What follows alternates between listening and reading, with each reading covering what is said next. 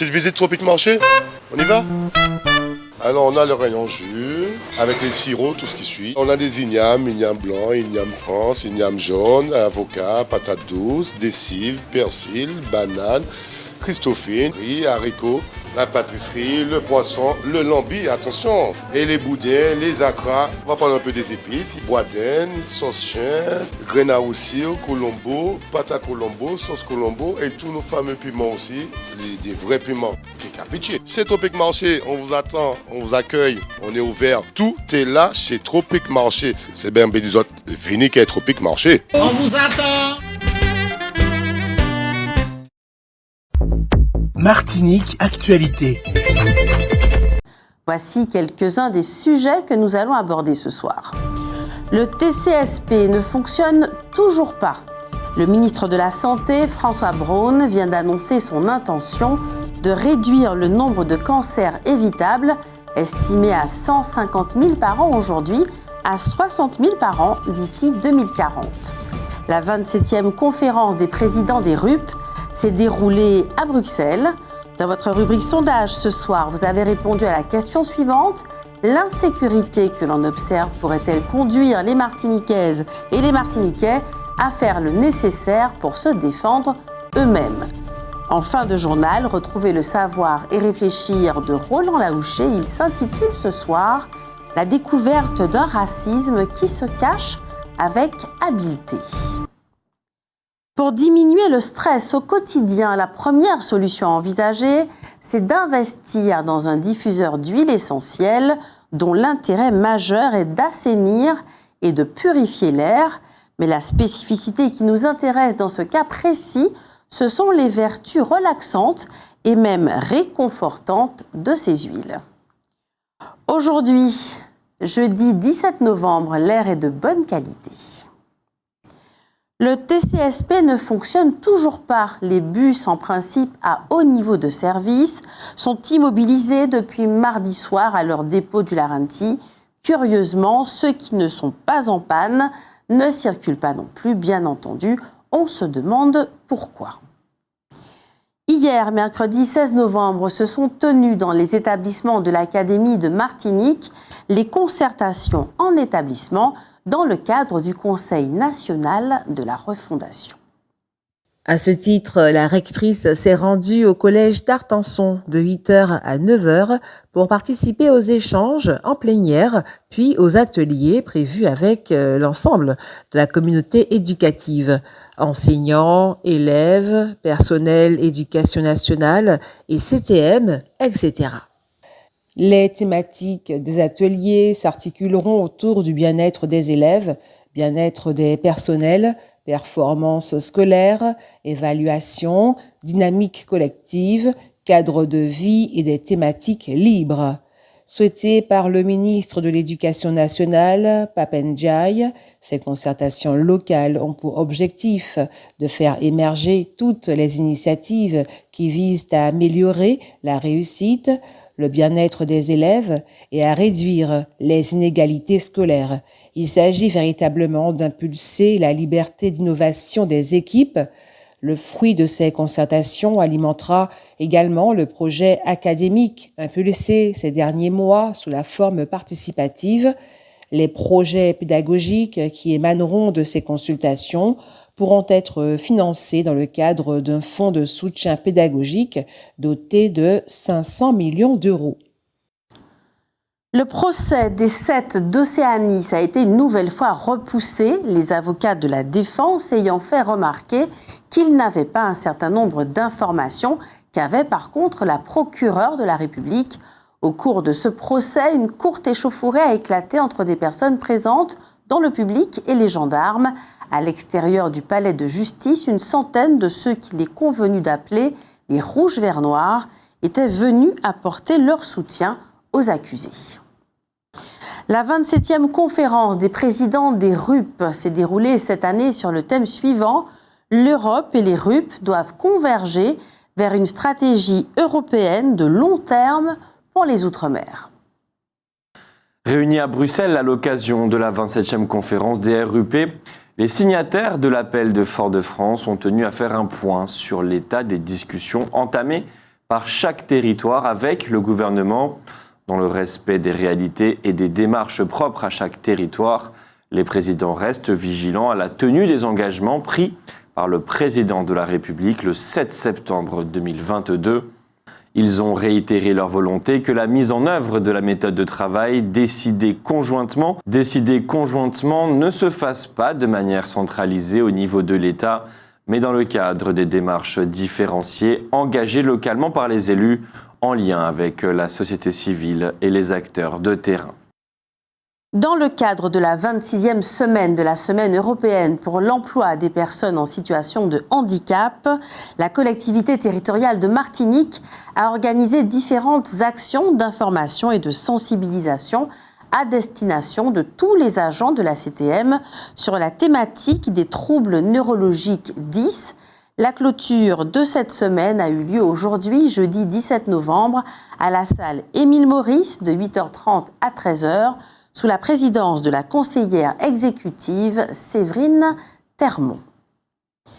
Le ministre de la Santé, François Braun, vient d'annoncer son intention de réduire le nombre de cancers évitables, estimé à 150 000 par an aujourd'hui, à 60 000 par an d'ici 2040. Notre priorité absolue en matière de lutte contre le cancer, c'est la prévention. C'est ce qu'a dit François Braun, le ministre de la Santé, à l'occasion de la Convention nationale Unicancer, réseau hospitalier dédié à 100% à la cancérologie. Aujourd'hui, la prévention reste insuffisante puisque 40% des nouveaux cas de cancer détectés chaque année en France sont encore liés à nos modes de vie. Le dépistage est lui aussi insuffisant. On estime par exemple que 15 à 20% des décès provoqués par le cancer du sein pourraient être évités grâce à une plus grande participation au dépistage organisé.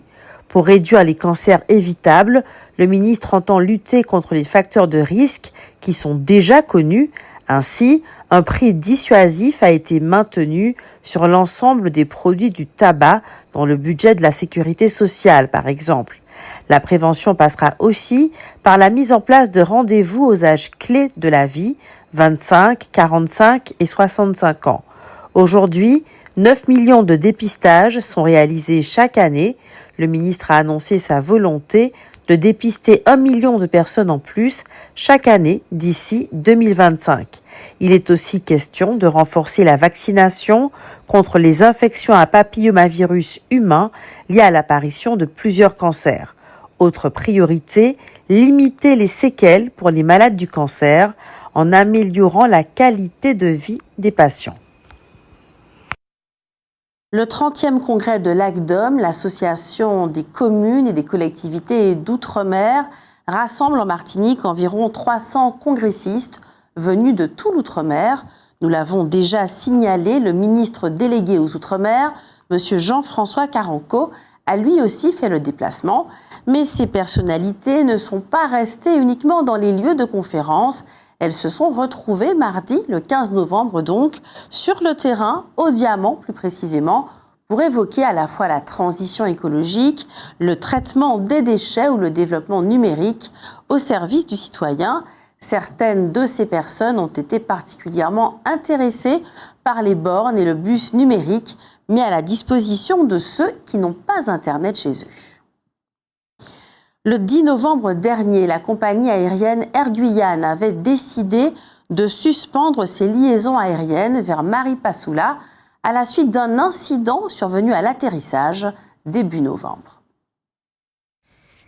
La commune de Maripasoula, à l'ouest de la Guyane, la plus vaste de France avec ses 18 360 km², était isolée du monde la semaine dernière. En effet, Air Guyane avait décidé de suspendre les liaisons aériennes à la suite d'un incident à l'atterrissage début novembre. Un avion de cette compagnie a effectué une sortie de piste sans gravité le 4 novembre en se posant sur la piste provisoire du petit aérodrome. L'appareil a eu du mal à freiner sur le sol rendu glissant par la pluie. Air Guyane a donc décidé de ne plus desservir la ville. Rappelons que la piste historique du petit aérodrome, recouverte d'un revêtement dur, est en travaux depuis quelques semaines et pour une période de 6 mois. La seule alternative à ce stade est d'atterrir à Grand-Santi en aval du Maroni, puis de continuer en pirogue, une navigation fluviale qui peut prendre jusqu'à 5 heures selon un professionnel du transport. La ville avait déjà connu en octobre plusieurs semaines de blocage, des habitants réclamant entre autres davantage de rotation aérienne, une doléance acceptée par Air Guyane mais qui ne sera mise en place qu'à la reprise des vols. La réserve communale du Lamentin compte aujourd'hui 247 actifs sur l'ensemble du territoire. 14 Lamentinois, membres bénévoles de cette réserve communale de sécurité civile, viennent de suivre une formation visant à leur permettre d'être formateurs de prévention et secours civique de niveau 1. La Fédération nationale des infirmières et infirmiers libéraux de la Martinique a organisé la 6e édition de son séminaire annuel. C'était les 3 et 4 novembre dernier à l'Hôtel Batelière, autour du thème « L'approche domiciliaire, une place pour les libéraux ». La question a été posée de savoir si notre pays est prêt à prendre résolument la direction de proposer des soins de qualité à des personnes qui seraient chez elles plutôt que d'être dans des établissements de soins. La FNI 972 a également convié l'ensemble de la profession infirmière à tourner le regard sur elle-même. Reste que l'important est sans doute le regard qui doit être jeté par l'ensemble de la société sur le métier d'infirmière.